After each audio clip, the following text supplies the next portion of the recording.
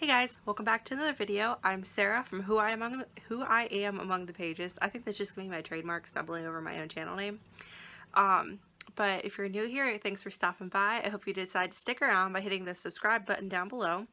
And if you're returning, thanks for dropping in again. I've missed you. So today I am talking about my top 5 least favorite books of all time. And just a disclaimer, these are just my opinions. I personally don't like these books, but there is nothing saying that you can't. If you love them, good for you. You don't have to take my opinion. Go on, read whatever you want. It's a free country, free world. That's a great thing about literature, is it can take you anywhere, and if that's a place you want to be, is in these books, then do it. I just personally have problems with each of the 5 books I'm going to talk about that just make them unreadable to me. So the first book I'm going to talk about is 13 Reasons Why by Jay Asher. And I don't have copies or physical copies of any of these books. Some of them I used to, but I read and hated them and got rid of them. So sorry about that. So the first book I'm getting into is 13 Reasons Why. So I read this when I was going into my senior year of high school. When I was a junior, the TV show came out, and right after it came out, I knew a couple people that had watched it and talked about it. My favorite teacher watched it, and it still wasn't really even on my radar until my high school sent out a letter disclaiming, it was to parents, not even to students, so it was really, really demeaning. Beware of what your kids are watching on TV. This show is basically evil, and so on and so forth, and it'll make your kids commit suicide. That was the summary of this letter. It was ridiculous.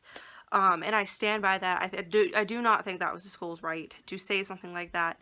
But that is a story for another time, and I'm still mad about it. So just because the school said this, and I mean, they were going to the point, if you got caught with a copy of the book, or if you got caught watching it on your phone or something, then you were in trouble.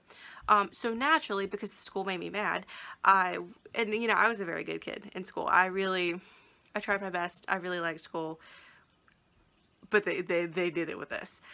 So I had just had my birthday. I had a little bit of birthday money and like a gift card to the bookstore. So naturally, that weekend, and this was like a Friday that they handed this letter out, that Saturday, that very next day, I went to the bookstore, and the first book I bought was 13 Reasons Why. So I bought it for the wrong reasons. I probably read it for the wrong reasons, so keep that in mind. But I finished the book I was working on, and then picked this up. And I was disgusted. I think mental health is something that's really important to cover in YA fiction, because naturally teenagers do tend to have more issue with it, and I think, that's hard to argue against. Just go look at statistics. Other than like middle-aged men, teenagers are among the highest, one of the higher risk categories for these diseases. And I really appreciate that there are books willing to cover it, like 13 Reasons Why, or like Eliza and Her Monsters by Francesca Zappia. But 13 Reasons Why, I feel like, did it for the wrong reasons. It was a poor portrayal, because it's been so long since I've read it, honestly. I remember her name was Hannah. Hannah had committed suicide, and she left these 13 tapes, behind to explain why she did it. And each tape was, I believe it was dedicated to a specific person, and you pass the tapes on to the next person.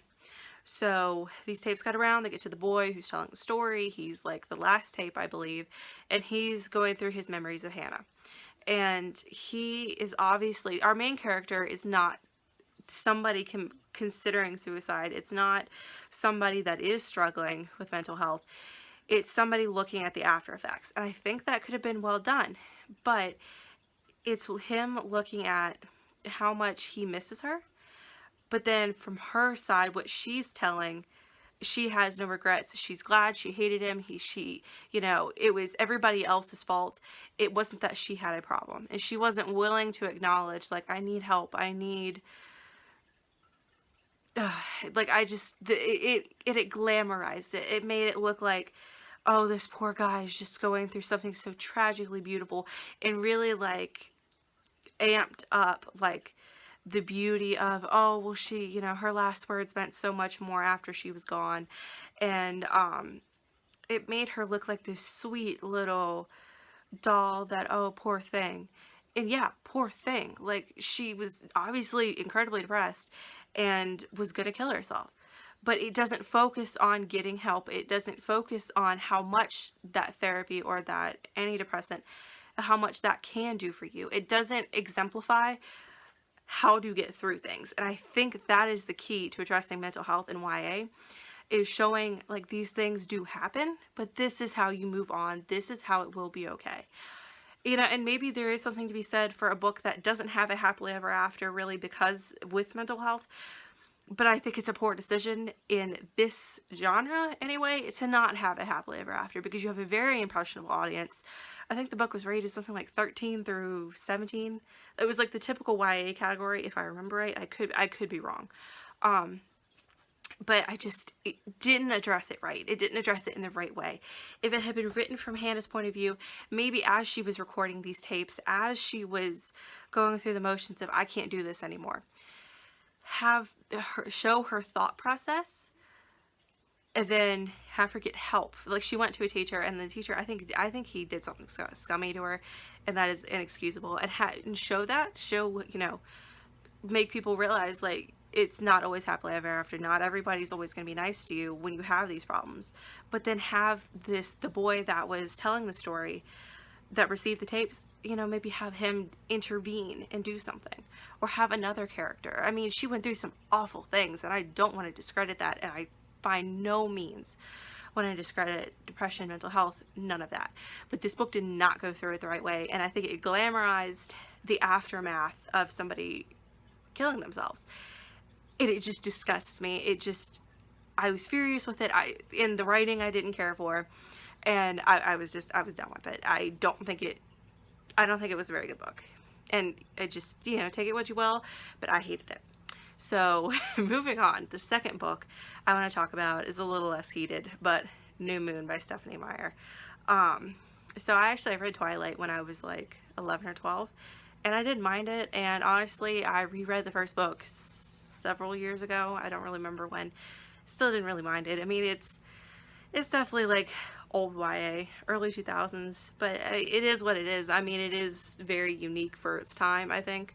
And it's definitely something we all think about, so you gotta give it credit there. And I really liked Edward's siblings, and I actually really liked Edward, period. I thought he was a good guy, because he seemed to understand, like, I know you want this, and I want this too, but for your safety, let's not. And that is the first part where Bella jumped in. It was like, well, I don't care what you want. I'm gonna get what I want. It's entitlement that I don't like. And then the second book, New Moon. Edward leaves, they move away, and the whole book is her being miserable, at least as far as I got. I don't think I even quite ever finished it. I couldn't do it anymore.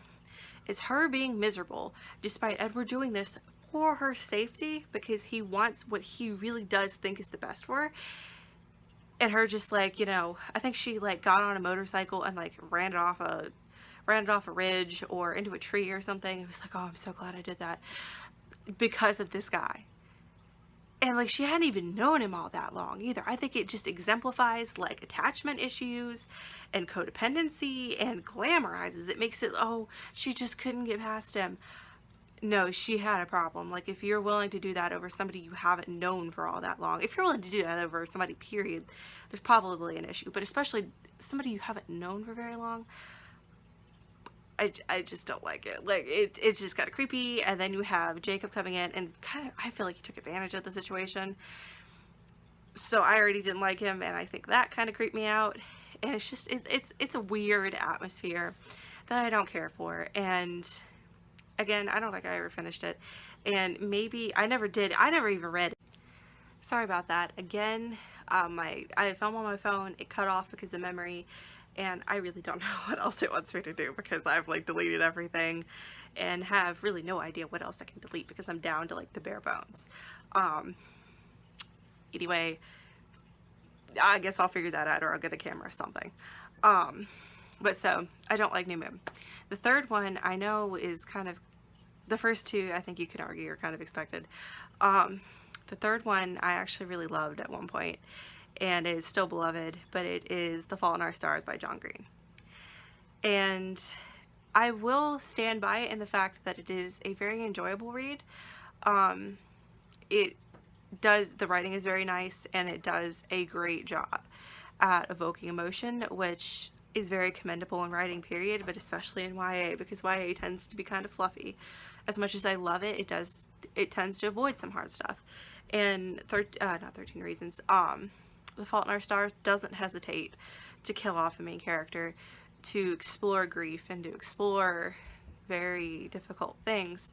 But I don't like the idea of romanticizing things like cancer. I don't like, you could argue that it doesn't romanticize it, but at the same time, these two came together over cancer. So it makes me feel kind of strange knowing that that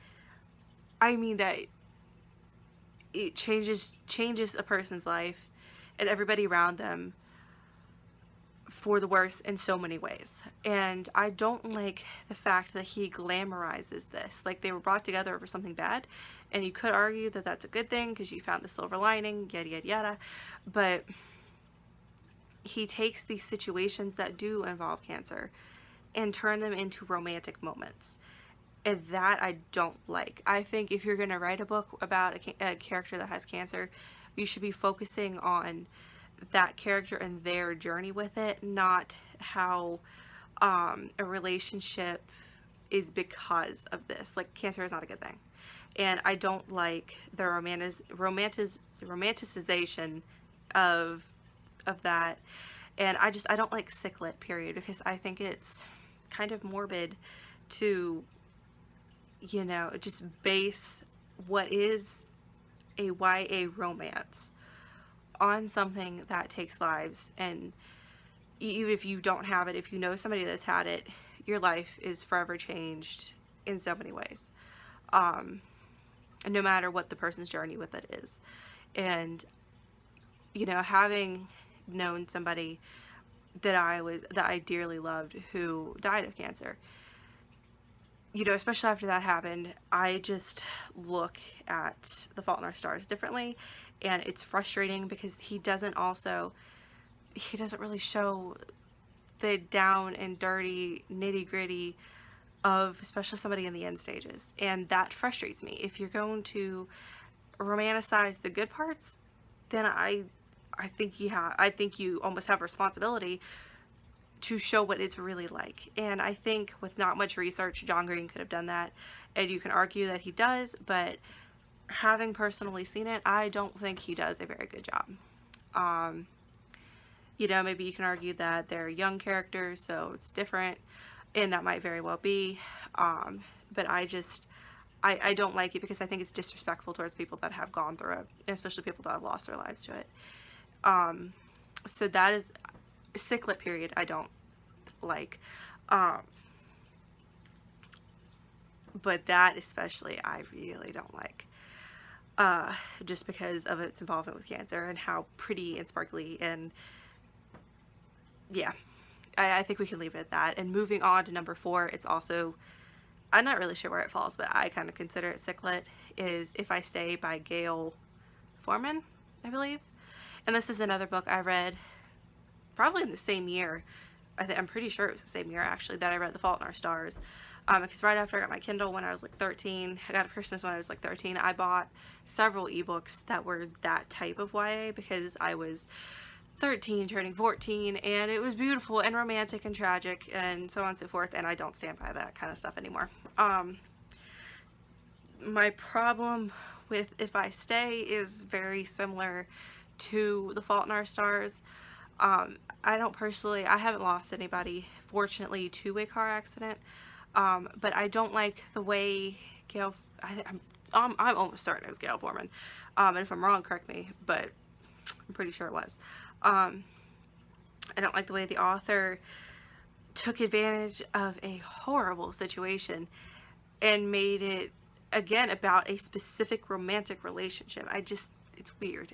I don't think it's respectful to people that have gone through this. And again, it's something to explore in YA because it's something that happens, and I think it's valuable in YA to have books that do explore these very hard things that unfortunately they do happen in teenagers' lives.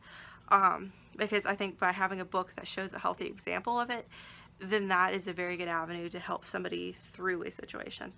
But again, if I stay, it really makes this experience of this character having been in this tragic car accident look like something that isn't so bad. Like, oh, she got to relive all of her memories. Like, oh yeah, her family did die.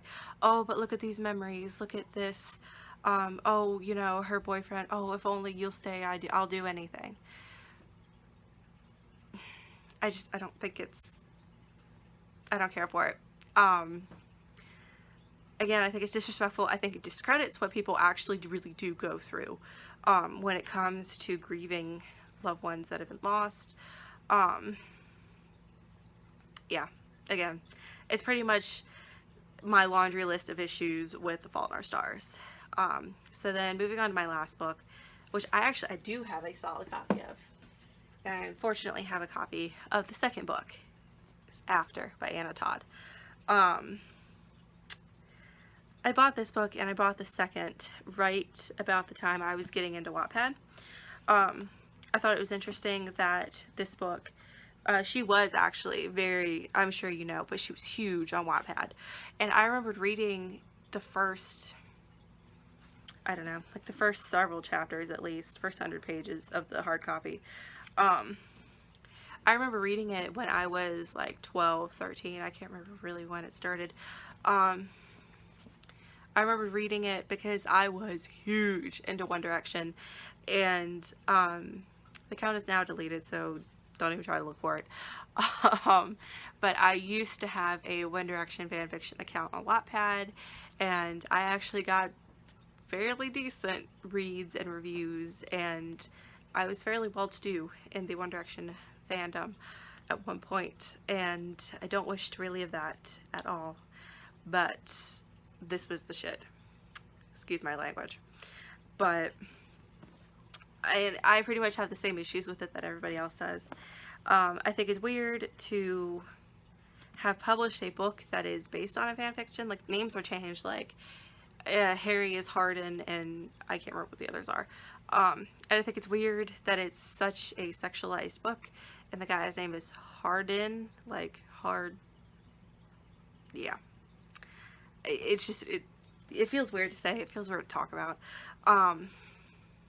But again, the relationship is not healthy. Like, their entire relationship is based on Harden having the bet, like, with his friends about taking her virginity, or I can't remember exactly what it's about, because I got this book right as I was starting my freshman year at community college, because I knew it was a college story, and I wanted to see what she did that she got so big on Wattpad for, and I don't know, other than it was a One Direction fanfic. It's just a really gross, abusive, manipulative relationship. He's mean to her, and she's like, oh, well, that's just so hot. I just love him so much more. No, you shouldn't. And you can argue, like, it's a romance, it's a book, don't take it so seriously. But if you are publishing this for a bunch of little girls, not little girls, but teenage girls, this is not the example of romance that we need. It is gross, it is perverted, and you're also taking, again, we all know it was One Direction, so you're giving these young girls, young women, the idea that, oh, well, this guy's famous, this guy is somehow richer, more powerful, I'm going to do whatever I can to stay in his good graces. He manipulates me, that's great. He hits me, that's fine. And no, it's clearly not. And it's like the same gross just problems I have with New Moon from the Twilight series. It's just not the romance that we need. It is not healthy, it's creepy to read, it's creepy to talk about, and I don't support it. So yeah, that wraps up my top 5 least favorite books of all time. If few announcements before we go. Today was supposed to be a writing vlog, and I'm sorry that it's not. But in my quest to make sure that I could film anything else ever again, I deleted all of my clips. And there was like a dozen 2-minute clips, or I think it was close to 2 dozen. It was a long video. It was gonna be a long video. And they are gone. They are history. They're in the toilet. If anybody knows how to recover them, that'd be great. But I have no hope. And so that is dead. I guess I'll try it again. But I did it. I messed it up the first time. Why wouldn't I mess it up again? So in addition to that, still working on rewriting number 9. Chapter 3 will be rewritten very soon. That's available on my Wattpad, which I will always link down below, as well as my Goodreads if you want to see what I'm up to. I finished Chain Reaction. Is that what that was called? Yes, Chain Reaction by Simone Alcalese. And I was thinking about doing a book rant, but it's the 3rd book in a trilogy, and it's been a while since I've read the other 2 books. So I feel like I wouldn't be able to do a very good review of them. If anybody is interested, I can, you know, read summaries at least and get my, you know, jog my mind on the other 2 books and do a trilogy review. But I feel like it's weird to just review the last book in a series when I haven't reviewed the others. I am reading The Cruel Prince by Holly Black now, and I have some mixed feelings on it because the only thing I had read of Holly Black's up until now was The Coldest Girl in Coal Town. And I liked it. I had issues with it, but I did like it. And this I'm having some of the same issues with, and you know, obviously I'm going to finish it. I'll talk about it in a book rant later on. But yeah, other than that, still working on my book. Falling a little bit behind because we are still at home. We've been doing some, you know, kind of home renovation, DIY projects, painting, which is why I have long sleeves on, because I have latex paint like everywhere and it scrubs, and I have very hairy arms, unfortunately. So when you try to scrub off latex paint, it takes the hair with it and it hurts. TMI. But yeah, so that's pretty much what's going on. If anybody else has any like unique video ideas that's different from, you know, book reviews, that sort of thing. I thought about doing the Rip It or Ship It book tag. It's a little old. Nobody tagged me, but we're gonna pretend like I have friends and somebody did. So yeah, I'm sorry for the more negative video, but I did my top 5 favorite last year, and I am gonna redo that soon because it has changed. But a lot of the books that have made my top 5 now I just talked about, so I thought I'd give you guys a break.